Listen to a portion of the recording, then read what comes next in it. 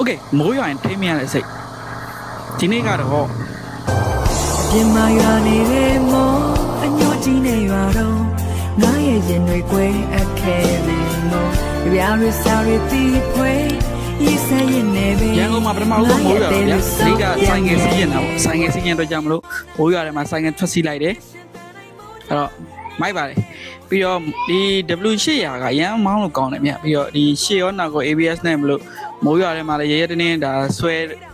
ဖြူတာ brake အုပ်တာ AC ပဲပေါ့ပြီးတော့ဆွဲထုတ်လိုက်လို့ရှိရင်လည်း तू ကဒီ top grade ရန်ကောင်းတဲ့အတွက်ကြောင့်မလို့ဗျာဂီယာတိတ်ပြီး down စရာမလို3နဲ့ဖြစ်4နဲ့ဖြစ်ပြကားတွေကကြောက်ဆွဲထုတ်လိုက်လို့ရှိရင်တော့မောင်းကောင်းနေပေါ့အဲ့တော့မိုးရွာတော့ဗျာတင်မှာအင်ဂျင်ဘူးလည်းမခံစားမိတော့ဘူးပေါ့ तू ကတိတ်တော့မပူပါဘူးတခြားဘိန်းလေးလောက်ဟုတ်ဒီ suspension ဘိုင်းကတော်တော်လေးကိုကောင်းနိုင်တယ်စီးရတော့တက်တာလေဗျာဘန်ဂျာဘိန်းစီးနေရသလိုပဲ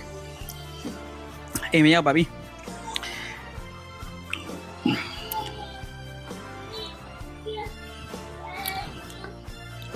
အဲ့တော့မိုးလေဆိုသွားတယ်ပေါ့ပြီးရင်ကျွန်တော်စပိန်နေအောင်မှာဒါကကျမ်းမာရေးအတွက်ပေါ့ဒီဆိုင်ကရတော့ဒါစိတ်ကျမ်းမာရေးအတွက်စပိန်ကခန္ဓာကိုယ်ကျမ်းမာရေးအတွက်ပေါ့မရေတွေဝစ်နေရဗျအရှိမအမှကျွန်တော်ဘန်းအောက်လုပ်မယ်ပေါ့ငယ်တုန်းကလည်းကျွန်တော်လုပ်ဖူးတယ်တက္ကသိုလ်တုန်းကလည်းကျွန်တော် FZ 150 FZ က150ဟုတ်တယ် FZ 150လေးနဲ့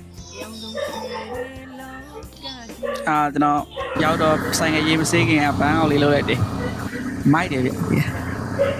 တော့အဲ့လိုအချိန်မှာတော့ ABS ကလုံးဝအလုပ်မလုပ်ဘူးဗျ